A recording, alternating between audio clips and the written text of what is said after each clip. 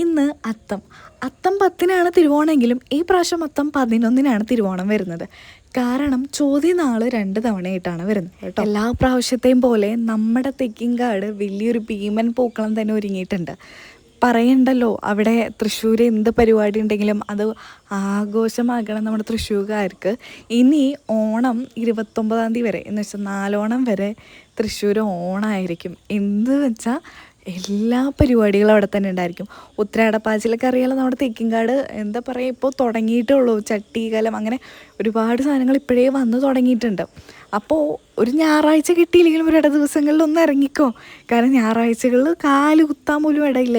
രാവിലെ വീട്ടിലെ പൂക്കളൊക്കെ ഇട്ട് കഴിഞ്ഞിട്ട് നമ്മൾ വടക്കുന്നാല് പൂക്കളം കാണാൻ ഇറങ്ങി. അത് കഴിഞ്ഞിട്ട് നേരെ പോയത് നമ്മുടെ പാറമേക്കാവ് അമ്പലത്തിലോട്ടാണ്. അവിടെ പോയി ഒരു 10:30 നേരത്താണ് അവിടെ പോയത്. അവിടെ പോയിട്ട് അമ്പലമൊക്കെ അടയ്ക്കാനായി 11:30 നേരത്ത് കേട്ടോ. അമ്പലമൊക്കെ അടയ്ക്കാനായി. അപ്പം അതിന് മുന്നേ തൊഴുത് ഇറങ്ങി. അവിടുന്ന് ഒരു നെൽക്കതിര്, ഈ നെൽക്കതിര് നമ്മൾ വീട്ടിൽ കൊണ്ടുപോയി തൂക്കും കേട്ടോ. അതൊക്കെ കഴിഞ്ഞ് നേരെ ബ്രേക്ക്ഫാസ്റ്റും കഴിച്ച് നേരെ നമ്മൾ പോയത്, നമുക്കൊരു ഓണം സെലിബ്രേഷൻ ഉണ്ടായിരുന്നു. അതൊക്കെ കഴിഞ്ഞ് അവിടെ നിന്ന് സദ്യയൊക്കെ കഴിച്ച് ഓണത്തിൻ്റെ ആദ്യത്തെ സദ്യ അങ്ങോട്ട്